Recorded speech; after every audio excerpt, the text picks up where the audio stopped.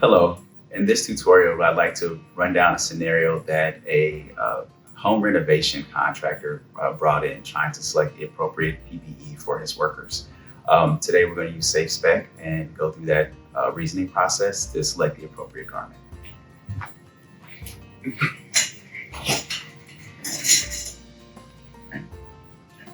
All right, so when the EHS manager for the abatement company or renovation company comes to SafeSPEC.com, they can come down and do a search by individual hazard. You would come to chemical protection and cleanroom. And once you get there, there's a couple different ways to search. There's a search by hazard, industry, or search by guide. In this particular instance, I think it's most appropriate to search by hazard. There's also a My Scenarios tool here.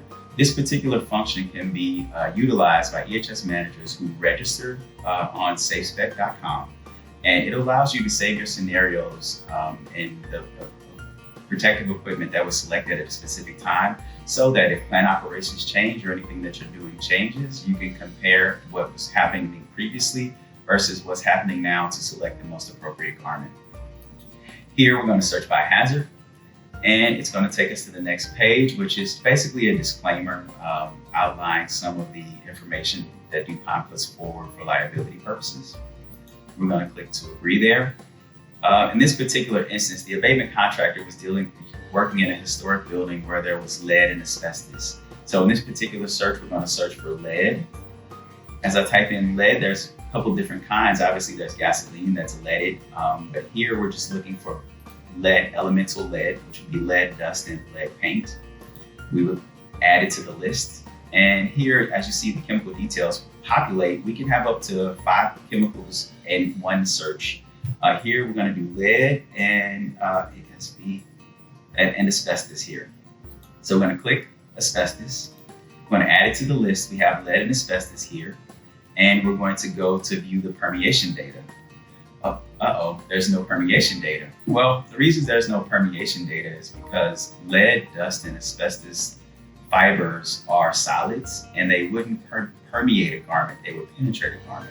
So we're going to continue, because they're dry hazardous particulates. So we're going to continue to the next part of the decision tree, which helps you select the appropriate garment. The first thought is it an environment in which a flame or fire could occur? In this particular instance, we're going to say no. Now we're going to try to determine how much exposure the employee is having to the hazard. In this particular instance, we're going to say heavy. Which duration? Well, if they're working in a dusty construction site, you would think that the dust exposure would be from all directions. And then finally, are we working in an environment that requires bloodborne pathogen or biological hazard protection? In this particular instance, I'm going to say no. Then I'm going to come down to view the matching products for the scenario that we put in place. As it's popped up here in our scenario, we have a non-flammable environment, and we're having heavy exposure from all directions to a hazardous dust, a hazardous solid. As you can see, Tyvek 400 pops up. There are a bunch of different variations of Tyvek that can be used with variations in seams and different types of protection, but it pretty much goes across the line. So that contractor in this particular scenario can go through and pick the garment which is most appropriate. It goes everywhere from Tychem 400 all the way into, Tyvek 400 all the way into the Tychem line. And it goes from Tychem 2000 all the way down to Tychem 10,000.